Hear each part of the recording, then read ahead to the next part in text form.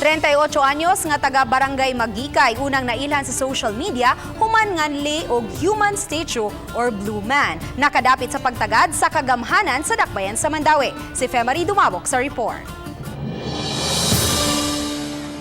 Sa post ni DJ Macho Bibo sa iyang social media, makita kining usa ka tawo nga gyulagway sa mga netizen nga live human statue. Samtang uban milagway kaniya nga Blue Man tungod sa color nga gigamit niya pagpintura sa iyang kaugalingon.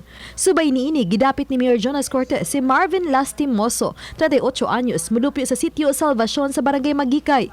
Sa ilang panagkita, gisaaran siya sa mayor nga patrabahoon o gitagan og certificate isip pagmatuon nga makadawat siya og hinabang pinansyal gikan sa Dakbayan. Sa pakiginabi sa GMA Regional TV Balitang Bisdak, gisaysay ni Marvin nga napugos siya sa pagpangita og pamaagi nga makasapi human did nga mangayo na og limo sa may Colon Street.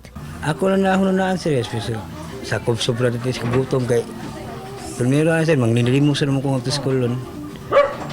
Bawal man. Matulog kahunahon na ko. Sukad mag-trending iyang video, nakakwarta ni siya gikan sa usa ka libo ka pesos, 1,500 o gani miabot pa sa 2,000 pesos. Sa iyang pagkikita kang mayor, gitagan siya og tulo ka mga certificate.